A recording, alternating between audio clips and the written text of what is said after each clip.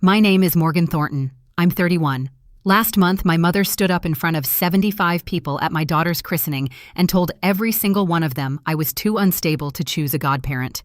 She said my sister Carmen should be named godmother instead, over the woman who actually showed up when I needed help. My mom had a letter signed by my father, my aunt, and 2 cousins. She called it an intervention. The pastor, a man who's known my family for 20 years, held that letter in his hands and hesitated. 75 people stared at me. My baby started to cry, and I didn't argue. I didn't yell. I didn't give my mother the scene she'd rehearsed. I picked up my daughter, walked straight to that pastor, and whispered one sentence in his ear. His face changed. We were gone before the holy water dried. Before I tell you what happened, please take a moment to like and subscribe and drop a comment. Where are you watching from right now? And what time is it there? Now let me take you back to the week before the christening, the week everything was still supposed to be perfect. Lily is 4 months old now. She has Nathan's eyes, dark brown, serious, and my chin, which means she'll inherit my stubbornness too. She laughs when she hears running water. She grabs my finger and holds on like she's afraid I'll disappear. I almost did disappear. Postpartum depression hit me 3 weeks after delivery. Not the kind you see in movies where the mother stares out a window looking sad. The kind where you're standing in the kitchen at 2 a.m. holding a bottle and you genuinely cannot remember why you walked in there. The kind where you love your baby so fiercely it terrifies you, and that terror sits on your chest like a stone. I called my doctor at week 4, started therapy at week 5, medication at week 6. I did everything right. I fought for myself because Lily needed me to. I also called my mother. 3 o'clock a.m., sobbing, barely holding it together. I told Rosa I was struggling. I asked for help. She was quiet for a long time. Then she said, "Maybe this is a sign you weren't ready for a baby, Morgan." I never called her again. The person I did call was Diane Prescott, my college roommate, the woman who, for 3 straight months, drove 2 hours every Saturday to my house. She didn't give advice. She washed bottles. She folded laundry. She held Lily so I could shower for the first time in 4 days. When I finally told her I'd been diagnosed, she said, "Good. Now we know what we're fighting." My mother knew I was drowning. She handed me an anchor. Diane drove 2 hours and threw me a rope. That's the difference between judgment and love. And that difference is why I chose Diane to be Lily's godmother. Rosa Medina has been making decisions for me since I was 6 years old. Which school, which friends were appropriate, which career was acceptable. She wanted law. I chose nursing, and she didn't speak to me for 2 weeks. When I started dating Nathan, a man who doesn't attend her church, she told me at dinner, in front of my father and Carmen, he'll leave when things get hard. Nathan didn't leave. Rosa never forgave him for that. My sister Carmen is 3 years younger, lives 45 minutes from my parents, and graduated from law school last year. She goes to Rosa's church every Sunday. She calls Rosa every evening. In my mother's world, Carmen is the daughter who followed instructions. I'm the daughter who needed correcting. Rosa chaired the parent committee at our church for 15 years. She organized every bake sale, every charity drive, every holiday service. When Rosa spoke, the congregation listened. When Rosa suggested something, it happened. She ran that church the same way she ran our family, with a smile that said, "I'm only doing what's best," and a grip that never loosened. After I got married, the grip tightened. Rosa called 3 times a day. She showed up at our house without warning. She commented on how I held Lily, how I fed her, how I burped her. She'd rearrange items in the nursery while I was in the bathroom. Every visit felt like an inspection. I kept letting her in. I kept thinking, she's my mother. She raised me. If I just show her I'm handling things, she'll relax. She'll trust me. I should have seen what was coming. The signs were all there, but I was still trying to earn something she was never going to give me. Nathan and I talked about it for a week before we decided. Godmother isn't just a title. It's a promise. If something happens to us, this is the person who raises Lily. The person who knows her routines, her allergies, her favorite lullaby. The person who already loves her. Diane had earned that role with every 2-hour drive, every midnight bottle, every quiet Saturday she spent in our living room proving she wasn't going anywhere. I called Rosa on a Tuesday afternoon. I kept it simple. "We've chosen a godmother for Lily. It's Diane." Silence. 10 full seconds. "Diane? The girl from college?" "She's 32, Mom. And yes, she's not even family, Morgan. She was more family than anyone these past 6 months." Another silence. Longer this time. Then, "Fine, it's your decision." And she hung up. That same night, Carmen texted me. One message. Mom says you picked a stranger over me? I typed back, Diane isn't a stranger. And Mom didn't get to pick. Carmen never replied. After that, something strange happened. Rosa went quiet. No phone calls, no drop-by visits, no opinions about Lily's sleep schedule or the brand of formula I was using. 2 full weeks of silence. If you've ever lived with a controlling parent, you know that silence isn't peace. Silence is planning. It's the intake of breath before the storm. A quiet Rosa Medina is more dangerous than a loud one because loud means she's reacting. Quiet means she's decided. 2 weeks of silence from my mother. That should have been my first warning. Rosa is never quiet unless she's building something, and whatever she was building, I was about to walk straight into it. 10 days before the christening, I was deep in planning. Lily's white baptism dress hung on the closet door, hand-embroidered, ordered 2 months ago. I'd chosen the hymns, printed 75 invitations on cream cardstock, reserved the fellowship hall for a small reception after. This was supposed to be Lily's day. I'd been picturing it since the 3rd trimester, back when I could barely get out of bed. The christening was proof. Proof I'd survived. Proof I was standing. Proof I could give my daughter something beautiful. Rosa started calling again, but not the usual calls. These were questions, specific ones. Who's sitting where? Which hymn goes first? Who's bringing the cake? I answered without thinking. I shouldn't have. Then Nathan came home one evening looking uncomfortable. Your dad called me at work. About what? He asked if you were really okay. He said Rosa's worried you're still... He paused. You know. Still what, Nathan? Still struggling. I set down the invitation I was addressing. What did you tell him? That you're more than fine. That you finished therapy 4 months ago. That your doctor cleared you. Nathan loosened his tie. He said, well, Rosa's just worried. Then he hung up. Frank calling Nathan directly meant one thing. Rosa was running a campaign. She wasn't worried. She was gathering allies. I stood in the kitchen holding a stack of invitations for a ceremony celebrating my daughter's life, and I realized something that made my stomach drop. If I gave in on the godmother question, if I let Rosa override this one decision, it wouldn't stop here. Next, it would be Lily's school, her doctor, her holidays. Every decision for the rest of Lily's childhood filtered through Rosa first. This wasn't about Diane. This was about who gets to decide how my daughter grows up. Pastor David Hargrove has led our congregation for 22 years. He baptized me when I was 12. He officiated my parents' anniversary dinner. He's been to Rosa's house for Thanksgiving more times than I can count. In that church, Rosa isn't just a member. She's an institution. 15 years on the events committee, organized the annual coat drive, recruited volunteers for the food pantry. When Rosa walks into that building, people greet her by name and move out of her way. She's earned loyalty through decades of visible service, and she knows exactly how much that loyalty is worth. After I married Nathan, I stopped attending as regularly. We tried a church closer to our house for a while, then drifted. Rosa noticed. She told people at the congregation, Morgan's pulling away from her faith. I worry about her. She said it the way she says everything, with a sigh, a tilted head, and the implication that she's suffering nobly. 1 week before the christening, I met with Pastor Hargrove to confirm the ceremony details. We sat in his office, wood paneling, the smell of old hymnals. He reviewed the order of service, then paused. Your mother mentioned some concerns about the godmother choice. He folded his hands. Is everything all right at home, Morgan? I looked at him. Everything is fine, Pastor. Diane is my choice. She meets every requirement.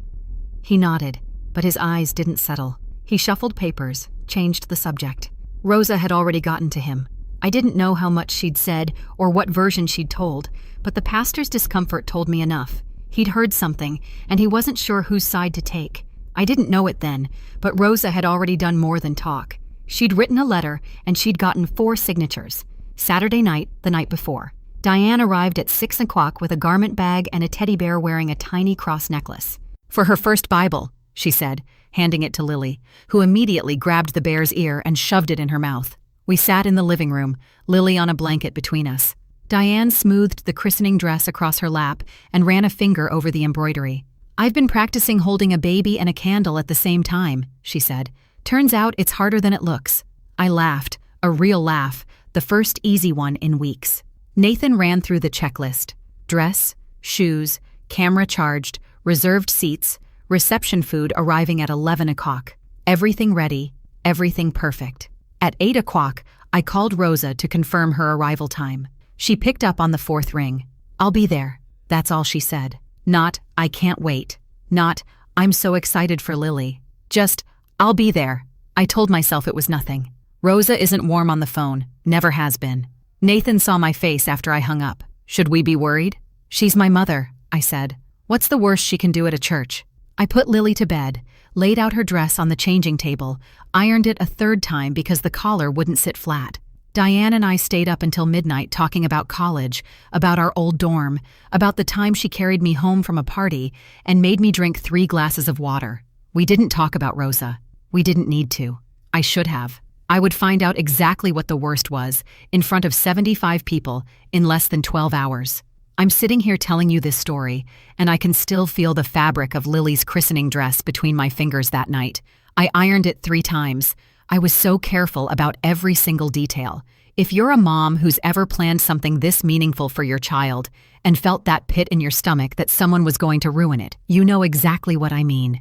If this is hitting close, go ahead and hit that like button and stick with me, because what happened the next morning inside that church, I still can't believe my own mother did it. Sunday morning, clear sky, cool enough for the blazer I'd picked out, but warm enough that Lily wouldn't need an extra blanket. We arrived 20 minutes early. Nathan carried Lily in her car seat. Diane walked beside me, heels clicking on the stone steps.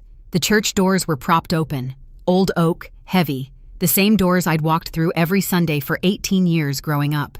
Inside, wooden pews, stained glass throwing colored light across the floor, the smell of candle wax and lemon polish.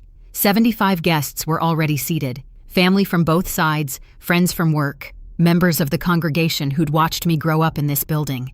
I scanned the room and found Rosa in the second row, not the front row, the second. She sat beside Frank, hands folded in her lap, Carmen next to her. Rosa was wearing black, not a dark navy, not charcoal, black, like a funeral, I noticed. Then I told myself to stop reading into things. My mother has always been dramatic about color. We walked to the front. Nathan settled Lily into my arms. Diane took her place beside us. Pastor Hargrove stood at the baptismal font, the old stone basin filled with water, a white cloth draped over the edge. Rosa approached. She hugged me, one arm, brief, the way you hug someone at an obligation. She didn't look at Lily. She didn't greet Diane, but she caught the pastor's eye as she turned back to her seat. A small nod, quick, almost nothing, almost. Pastor Hargrove opened with a prayer, read a passage from Matthew, welcomed the family. Standard, warm, familiar. Everything was going exactly as planned for the next 4 minutes. Pastor Hargrove turned toward Diane. "And the godmother, Diane Prescott. Will you please?" A chair scraped against the floor. Rosa stood up, second row, center aisle. She was already facing the congregation before the pastor finished his sentence. "Pastor, I'm sorry." Her voice carried through the room like she'd practiced the projection. "I need to say something before this goes any further." Every head turned. 75 people. Mid-prayer, mid-expectation, pivoting to look at my mother. Pastor Hargrove stopped. His mouth was still open around Diane's name. He closed it. I felt my heart hit my ribs. Rosa smoothed the front of her black dress. She looked out over the pews with an expression I've seen 100 times. The composed grief, the brave mother carrying a heavy burden. She'd rehearsed this face in mirrors, I'm sure of it. "Most of you know our family," she began. "You've watched my girls grow up in this church. You've watched me pour everything into being a good mother, and I wouldn't be standing here, believe me. I wouldn't, if I didn't think this was absolutely necessary." She paused, let the silence work for her. Rosa knows how silence works in a room full of people. She's used it at committee meetings, at fundraisers, at dinner tables. Silence makes people lean forward. "My daughter Morgan has been through a very difficult time since the baby was born." She touched her chest. "A very difficult time. And I don't believe she's in the right state of mind to be making a decision this important." She didn't say postpartum depression. She didn't use any clinical term. She used a different word, a word that lands heavier, unstable. 75 people heard it, and every one of them looked at me. Rosa reached into her handbag, black leather, polished, the one she carries to Sunday services. She pulled out a white envelope. Inside was a typed letter, clean margins, formal language, the kind of letter you draft on a computer and print on good paper. "This letter is signed by 4 members of our family." She held it up so the people in the back rows could see. "Myself, Frank, my sister Linda, and my nieces Taylor and Brooke. We believe, for the well-being of baby Lily, that Carmen should be named godmother instead. She turned to the pastor and extended the envelope. "Pastor Hargrove, you've known me for 20 years. You know I would not do this if I didn't truly believe my grandchild was at risk." The word risk landed like a dropped glass. I looked at Carmen. She sat in the second row, eyes on her own lap. She didn't nod. She didn't shake her head. She didn't stand. She just sat there, receiving the spotlight Rosa had shoved onto her without lifting a single finger to earn it or refuse it. Frank stared straight ahead, both hands on his knees, jaw tight. He looked like a man who'd made a deal and was watching the payment come due. The congregation stirred. Whispers started in the back pews and rolled forward. Somewhere behind me, I heard the unmistakable click of a phone camera. An older woman in the third row pressed her hand to her mouth. Diane's fingers found mine and squeezed. Nathan's arm was already against my back, solid, steady. Rosa looked at me. She was waiting for tears, for shouting, for the collapse she'd scripted. "I'm doing this because I love my granddaughter," she said. "Sometimes love means being the one who speaks up." I said nothing. Not yet. Pastor Hargrove looked at the letter in his hand, then at Rosa, then at me. "Rosa, this is..." He cleared his throat. "This is highly unusual. Perhaps we should discuss this privately after the..." "Pastor," Rosa's voice cut clean. "I understand this is uncomfortable, but wouldn't it be worse if something happened to that baby because we stayed silent?" A few heads in the congregation nodded. The people who only knew Rosa's version. The people who'd heard her whisper concerns in the parking lot after Sunday services for weeks. I could see them, 2 women near the window, an older couple in the 5th row, nodding like Rosa was saving a child from a burning building. Others stared at me with pity. That was worse. Pity means they already believed her. Lily stirred in Nathan's arms, a small sound first, then a whimper, then a full cry, the sharp, startled kind, the kind babies make when something in the room changes and they feel it even though they can't understand it. Her cry cut through the whispers and the silence and the shuffling of uncomfortable bodies in wooden pews. Nathan held her closer. I watched my daughter's face, red, scrunched, crying in a church full of people who were staring at her mother like she was broken. I looked at Rosa. She was still standing, chin up, waiting. I looked at Diane, eyes red, but her back was straight. I looked at the pastor, caught, frozen between a woman he'd trusted for 20 years and a ceremony he was supposed to be leading. Then I looked at Lily again, and I knew. Not what I was going to do. I'd already decided that. But why? I knew exactly why I was about to stand up and end this. I need to pause the scene for a moment, because there's something you need to know before I tell you what happened next. 3 months earlier, when I was deep in therapy for postpartum depression, my therapist suggested I write letters to the people who'd hurt me, not to send, just to write. So I sat at the kitchen table one night after Lily was asleep and started writing to Rosa. Halfway through, a memory surfaced. I was 5 years old. Carmen was a newborn. And one morning I woke up, and Rosa was gone. Not at the store, not at church. Gone. My grandmother, my father's mother, Nana Ruth, showed up that afternoon with a suitcase. She moved into our spare room and stayed for 3 weeks. Nobody told me where my mother went. I asked Nana Ruth once. She pulled me into her lap and said, "Your mama is resting, sweetheart. She'll be home soon." Rosa came back. Nobody talked about it, ever. The 3 weeks disappeared from family history like they'd been cut out with scissors. Years later, just before Nana Ruth passed, I asked her about it. She was in the hospice bed, thin and tired, but her mind was sharp. "Your mother had a very hard time after Carmen," she said. "We took care of things. We don't talk about it." She squeezed my hand. "Don't hold it against her." I never did. I never mentioned it to Rosa. I never used it. It was just a piece of the past, something that explained the tightness in my mother's jaw whenever anyone suggested she wasn't in control. But standing in that church, listening to my mother call me unstable in front of 75 people, that memory came back with the force of a door slamming open. My mother walked out on us for 3 weeks. No one called her unfit. No one wrote a letter. There's one more thing. When I was planning the christening, I did my research. I'm a nurse.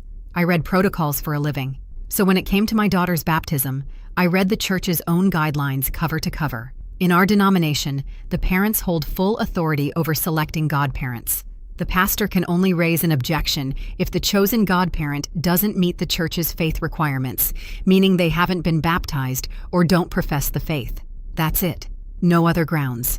Diane is a baptized Christian. She attends a church in her own town. Her pastor provided a written confirmation of her membership, which I submitted to Pastor Hargrove 2 weeks before the ceremony. Everything was in order, every box checked. By the church's own rules, there was no basis, none, for what Rosa was doing.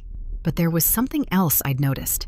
When Pastor Hargrove asked me that question in his office, "Is everything all right at home?" I'd wondered how he knew to ask it. I hadn't told him about my depression. Nathan hadn't. My medical history isn't something I discuss with clergy, which means Rosa told him. She shared my private health information with a third party without my consent. In pastoral ethics, that crosses a line.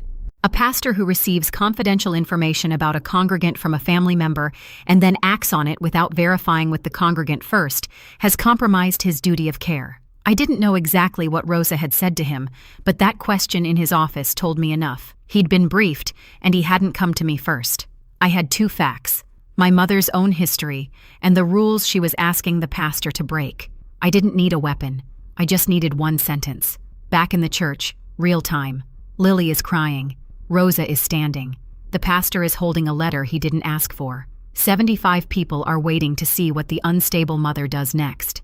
I looked at Nathan. He held my eyes. His jaw was set, but his expression was clear. Whatever you decide, I'm right here. I looked at Diane. She was gripping the edge of the pew. Her mascara was smudged at the corner, but she wasn't looking at Rosa. She was looking at me, steady. I looked at my mother. Rosa's chin was lifted. Her eyes were dry. She was waiting for me to crumble, to cry, to argue, to storm out in tears. Any of those would prove her point. Any of those would give the congregation the story Rosa wanted them to tell. Poor Rosa, trying to help her troubled daughter, and look how Morgan reacted. I wasn't going to give her that. I stood up. The room went still. Every whisper stopped. Every phone lowered. I walked to Nathan and lifted Lily from his arms. She was still fussing. I held her against my chest. Her face turned into my neck. She quieted almost immediately. She always does when I hold her like that. She knows my heartbeat. Then I walked down the center aisle. 75 pairs of eyes followed me. Rosa's smile started to form. She thought I was walking toward Carmen. She thought I was surrendering. I walked past Carmen without looking at her, past my father, who didn't move, past my Aunt Linda, who pressed herself back in the pew like she could disappear. I stopped directly in front of Pastor Hargrove, and I leaned in. Rosa's smile vanished because I wasn't walking toward Carmen. I was 1 inch from the pastor's ear. I'll tell you what I said in a moment, but first, let me tell you what the room looked like from where I was standing. The baptismal font was to my right, water still in the basin, untouched. The white cloth draped over the edge hadn't been moved.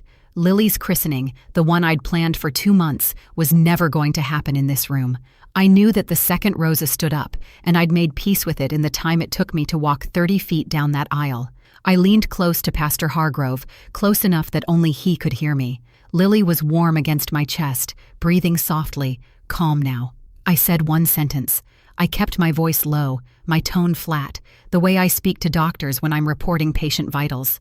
No anger, no accusation, just information.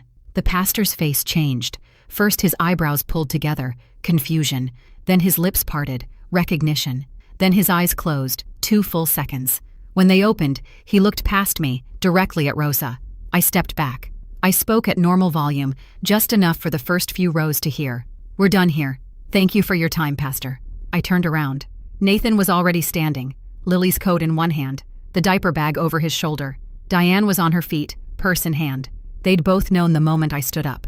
I walked back up the aisle, past Rosa, who opened her mouth, but no sound came out, past Frank, who was staring at the floor, past 75 people who didn't know what to do with their hands. I pushed through the oak doors. Sunlight hit my face. Lily yawned against my neck. We were in the car before anyone came outside. The holy water never touched my daughter's forehead, not in that church, not on that day. I learned what happened next from 2 sources. Nathan's cousin, who was seated in the back row, and a friend from high school who still attends that church. The second I walked out, Rosa stood frozen in the aisle. Her script had 3 possible endings. Morgan cries and agrees, Morgan argues and looks unhinged, Morgan runs out in tears, and the congregation comforts Rosa. None of those happened. Morgan picked up her baby, whispered something to the pastor that turned his face gray, said thank you, and left. Calmly, quietly, with her head up. Rosa didn't have a line for that. Pastor Hargrove stared at the letter in his hand for a long time. Then he looked up, not at Rosa, but at the congregation. "I think we need to end the service here today." His voice was thick. "Please keep the Thornton family in your prayers." He walked into the back room and closed the door.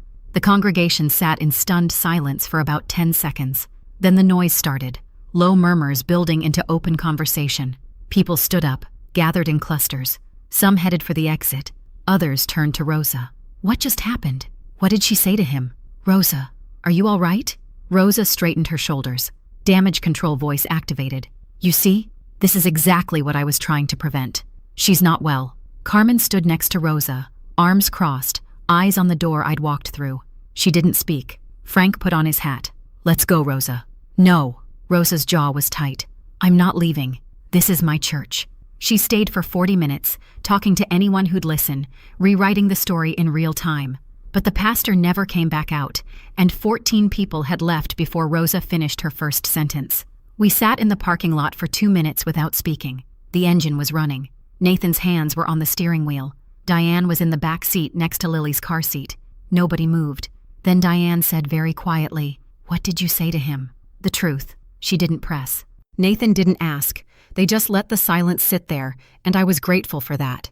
I wasn't ready to explain yet.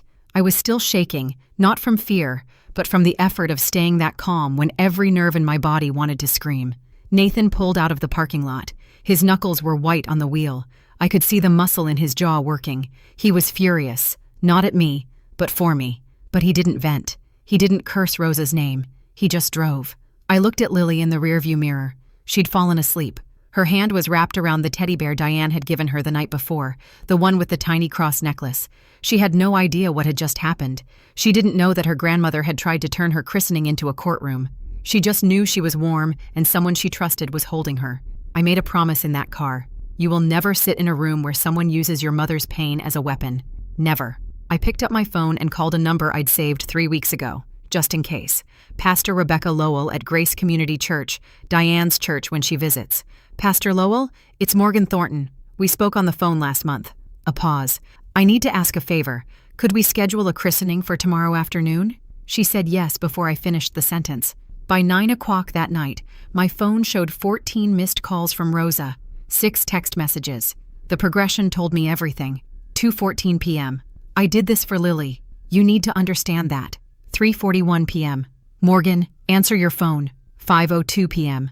"You humiliated me in front of the entire church." 6:18 p.m. "Everyone is asking me what happened. I had to explain that you're going through something." 7:45 p.m. "If you don't call me back tonight, you will regret this." 9:03 p.m. "I am your mother." Nathan's phone rang at 9:30. "Frank, can you get Morgan to call her mother? Rosa's very upset." Nathan didn't hesitate.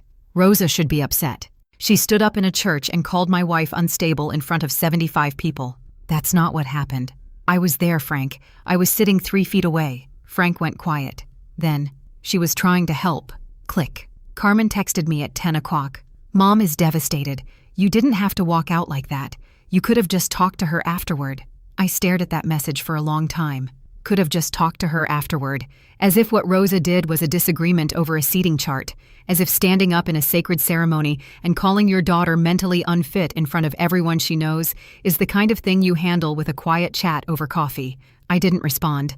Then my Aunt Linda called. "Morgan, your mother only wants what's best. Don't let pride ruin your family." "Linda, did you actually read the letter you signed?" A pause. "Your mother explained the situation." She explained her version. "Did you ever call me and ask for mine?" Silence. Linda hung up. None of them asked me if I was okay. Not one. Monday morning, Diane called me from her car on the drive back to her town. "Your mother just called me." My stomach dropped. "She what?" "She called from a number I didn't recognize. She said, and I'm quoting, 'I don't know who you think you are, but you have no right to be in my granddaughter's life.'" I closed my eyes. "What did you say?" I said, "Mrs. Medina, Morgan asked me. It's her decision." "And?" Diane exhaled. "She said you were sick, that you don't know what you're doing, that a real friend would step aside and let the family handle it." I could hear the highway noise behind her, the turn signal clicking. "Diane, I'm so sorry. She shouldn't have." "Morgan, stop." I drove 2 hours every Saturday for 3 months. I washed bottles at 2 o'clock in the morning. I held your baby while you slept. She doesn't get to tell me I have no right. Diane's voice was steady, but I could hear the anger underneath, the kind that comes from being disrespected by someone who never showed up.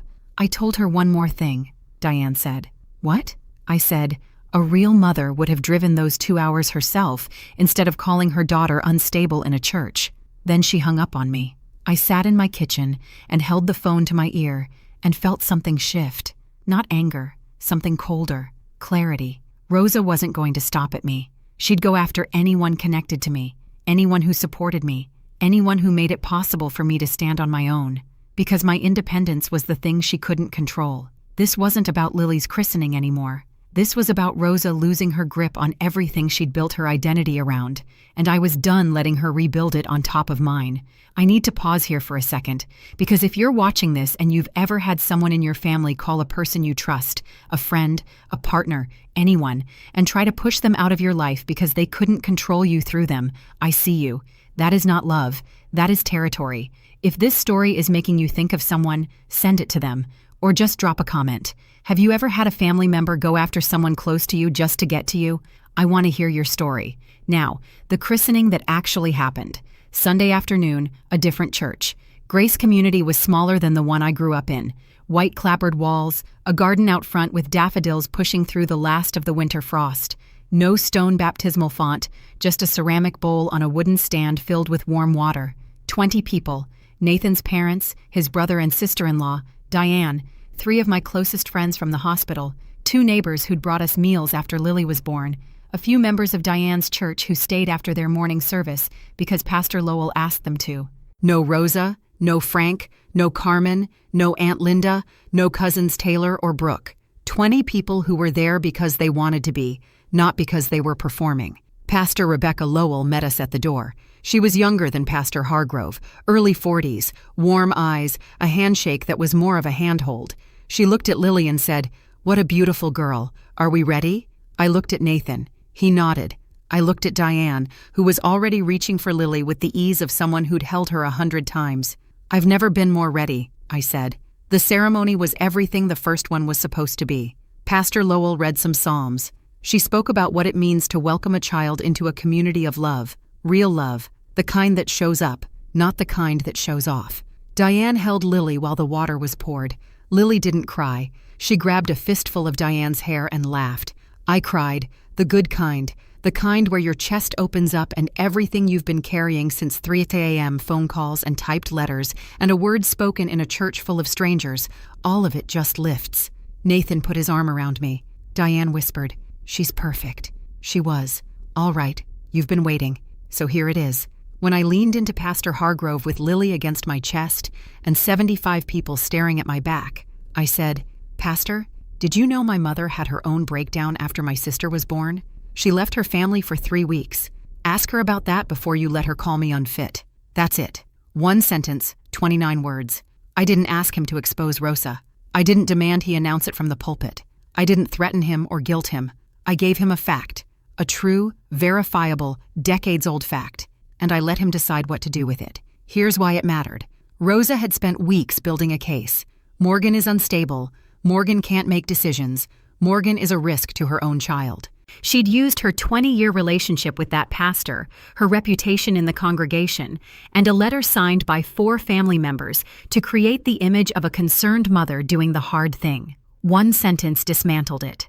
Because if Rosa had been through the same thing and had been protected, hidden, forgiven, allowed to move on without a single letter or public accusation, then everything she did to me wasn't concern. It was hypocrisy, and the pastor knew it the second I said it. He didn't act immediately. That's not how church communities work, but he did verify. He spoke privately with an older congregant, a woman who'd been a member for years, someone old enough to remember. She confirmed it.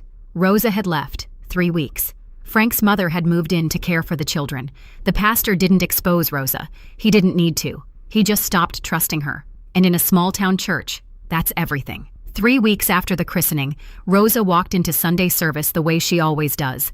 Early, center aisle, second row. She expected the usual greetings, the nods, the deference. Pastor Hargrove shook her hand at the door. Polite, brief. He didn't stop to chat the way he always had. He moved on to the next person. Rosa noticed. During announcements, the summer events committee was listed. 5 names. Rosa's wasn't among them. For the first time in 15 years, she hadn't been asked to serve. After the service, she approached the pastor. "David, I think there's been a mistake with the committee list." He looked at her evenly. "No mistake, Rosa. We're restructuring this year. Fresh perspectives." She pressed. "I've chaired that committee since—" "I know." He held her gaze.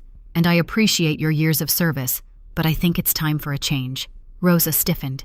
She knew. She didn't know how much, but she knew. The following Tuesday, she called me. Her voice was different. The command was gone. In its place was something thin, controlled.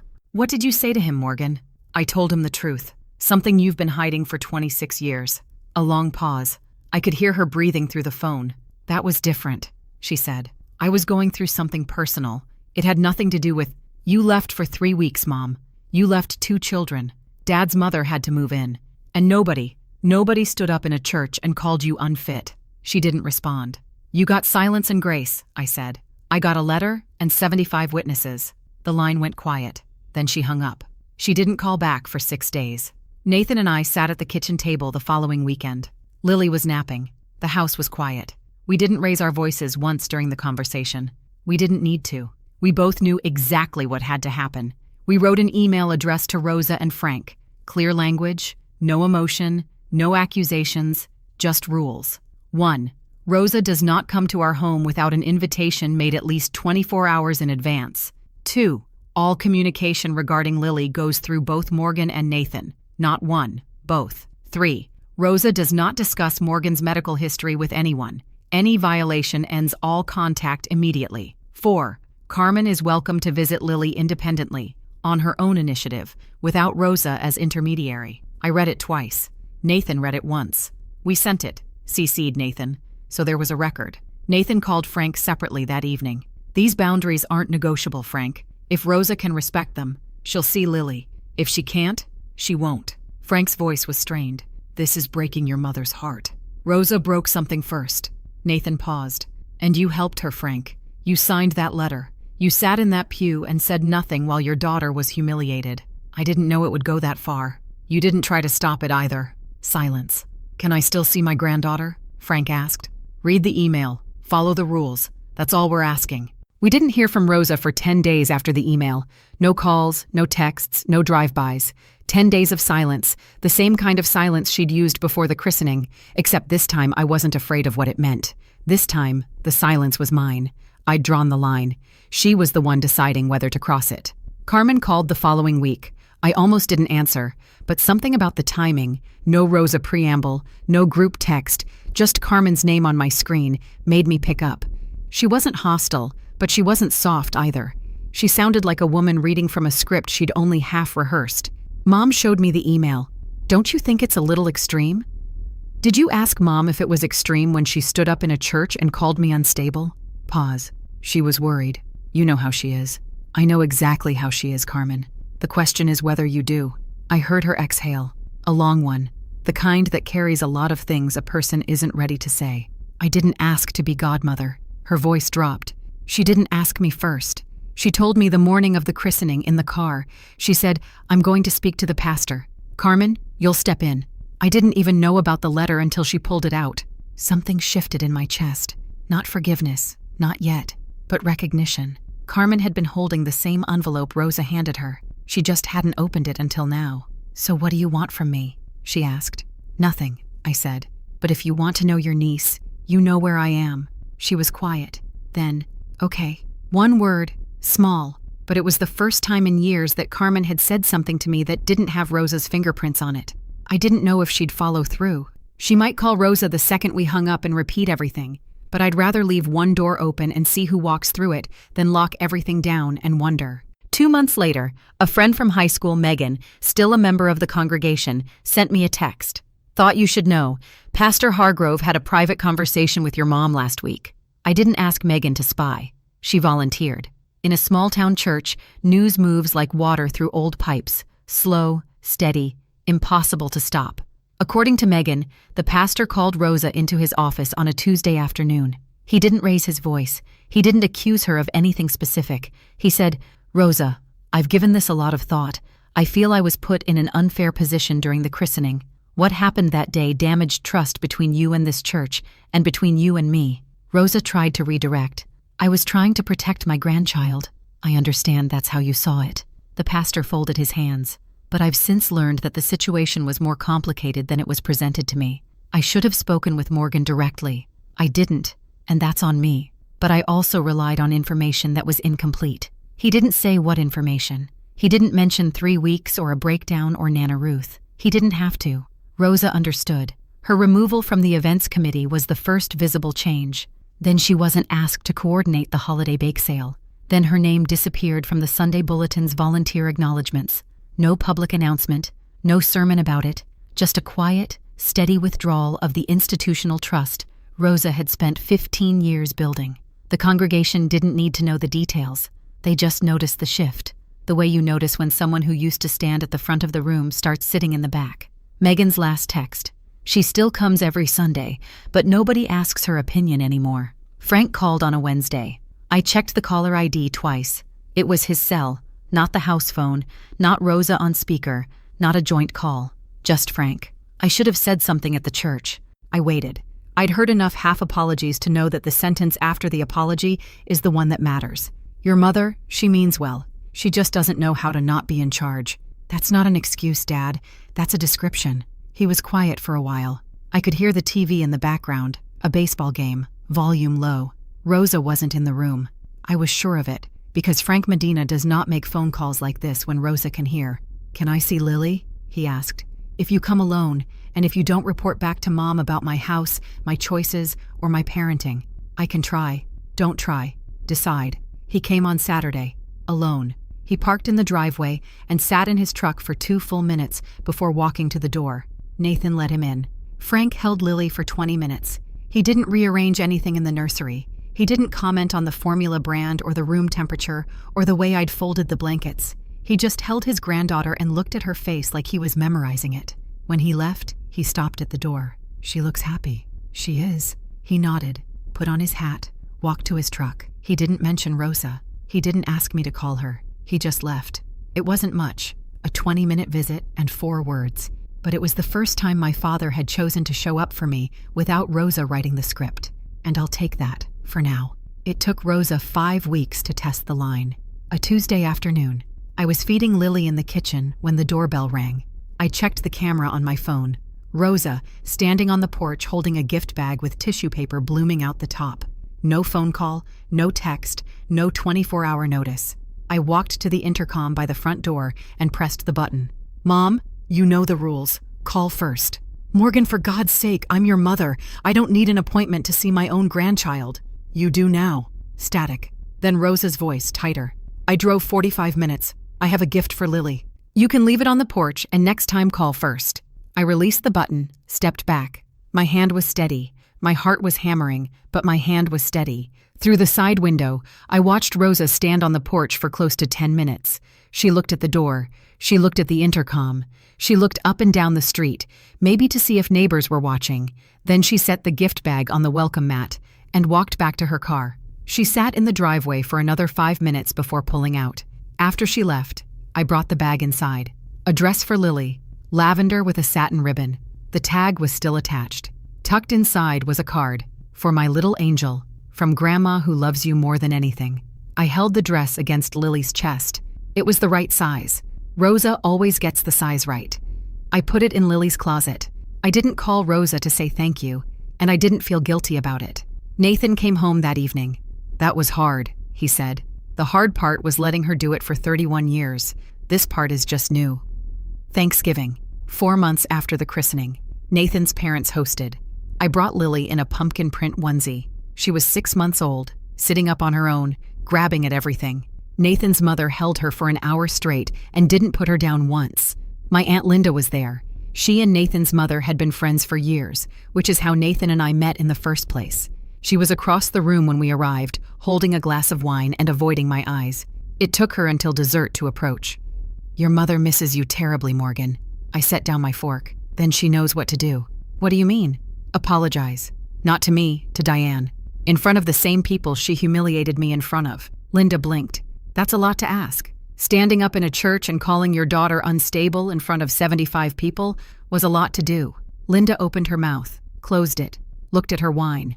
Then she pulled out her phone and typed something quickly under the table like she didn't want me to see. I didn't care. Let her text Rosa. Let Rosa know exactly what it takes. A public apology? Not to me, but to Diane.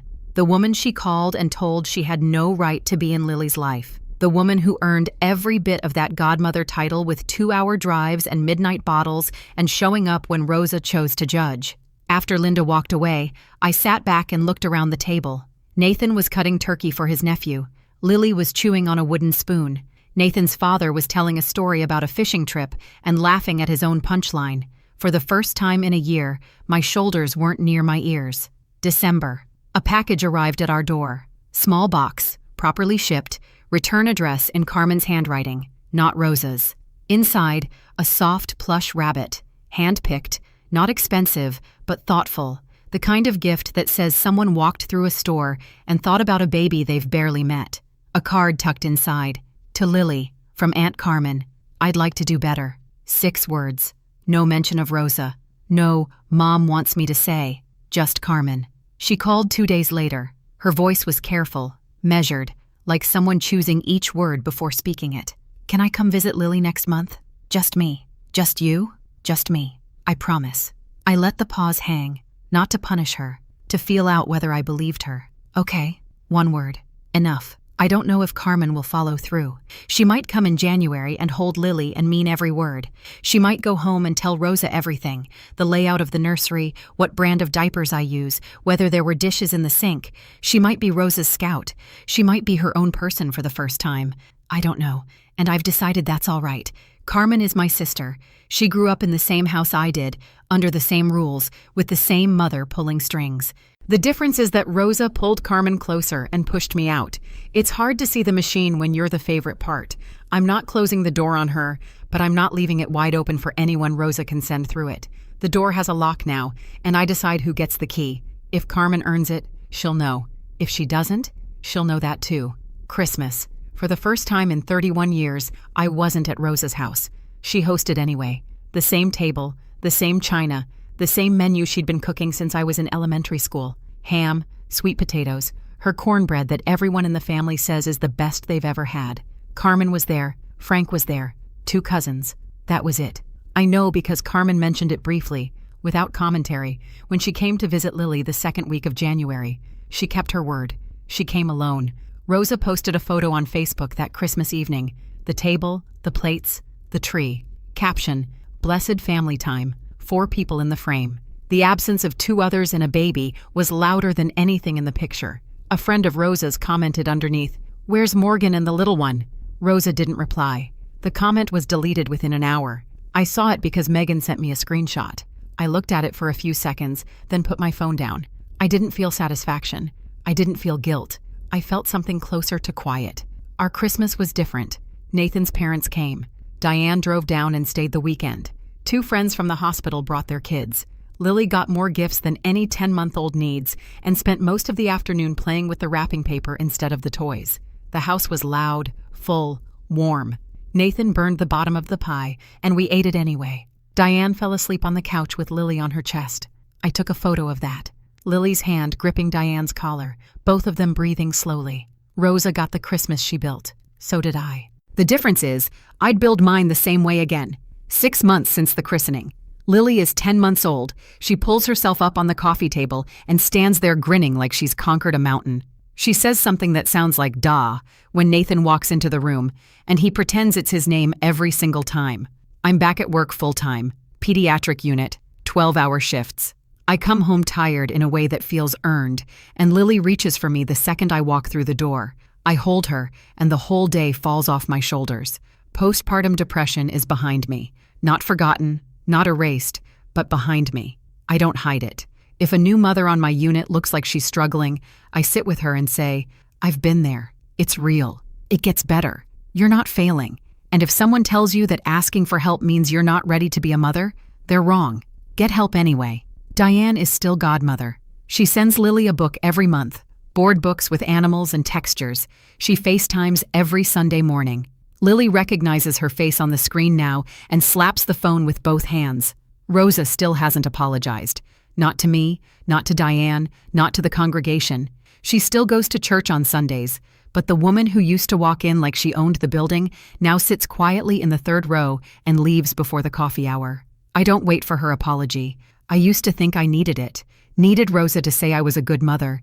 Needed her to see me clearly. I don't anymore. I see me clearly. Nathan sees me. Diane sees me. Lily sees me every single day. That's enough. That was always enough. I just didn't know it yet.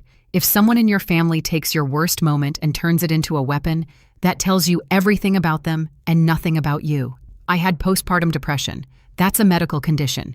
It's not a character flaw. It's not evidence. And it is absolutely not something anyone gets to announce in a church full of people to steal a decision that was never theirs to make. Rosa didn't stand up that day because she was worried about Lily. She stood up because I'd stopped letting her decide. I chose my own godmother. I chose my own support system. I chose to get better on my own terms. Every one of those choices took something from Rosa. Not money, not status, but control. And control was the only language she ever spoke. I want you to hear this part clearly. Boundaries aren't walls. They're doors with locks. You get to decide who has a key. You don't owe anyone unlimited access to your life just because you share blood. You don't owe your mother a seat at the table if she uses that seat to tear you apart. You don't owe anyone an explanation for protecting your child. Not your mother, not your father, not the church, not 75 people in wooden pews. Rosa is still my mother. I still love her. That hasn't changed and probably never will. But love doesn't mean access, and it never, ever means control. If you're sitting there right now, listening to this on your commute or in your kitchen or at 2 in the morning with your own baby in your arms, and you're wondering if you're allowed to say enough to your own family, you are. You always were. You don't need their permission. You don't need a letter. You just need one sentence that tells the truth. And then you walk. This morning, I sat on the porch before sunrise. Lily was in my lap, wrapped in a blanket, half asleep. Her fingers curled around my thumb. The air smelled like wet grass and coffee. Nathan came out with 2 mugs, handed me one, sat in the chair next to mine. We didn't talk. We just watched the sky turn from gray to gold. My phone buzzed. Diane on FaceTime. I answered and held the screen in front of Lily. The second Lily saw Diane's face, she grinned, mouth wide, 2 teeth showing, and smacked the phone with an open palm. "Good morning, beautiful girl," Diane said. "Auntie Di is coming to see you next weekend." Lily babbled something that might have been a word, might have been nonsense. Didn't matter. It made Diane laugh. I hung up and leaned back. Nathan sipped his coffee. Somewhere in the distance I heard church bells. Not Rosa's church, the other one, Grace Community, where Lily was christened, where 20 people stood in a small white room and loved us without conditions. I looked down at Lily. She was watching a bird hop across the porch railing, completely fascinated. Completely unbothered by anything that had happened before she was old enough to remember it. One day, I'll tell her this story, not to make her angry at her grandmother, not to keep score, but so she knows. You never have to accept someone else's version of who you are. Not your boss's, not a stranger's, not even your mother's. You get to decide that for yourself. I picked up my daughter in a church full of people, and I whispered one thing, but I'd been finding my voice for 31 years. They watched me walk out of that church. They didn't see me walk into a better life. That's my story. And if it made you feel something, if it reminded you that you're allowed to protect yourself and your children, even from the people who are supposed to love you most, then do me one thing. Drop a comment. Tell me, was there a moment you realized someone's love was really about control? Or tell me this, what would you have whispered to that pastor? I read every single comment. And if you want more stories about real people drawing real lines, check the description. There's a playlist waiting for you. Like, subscribe, and I'll see you in the next one.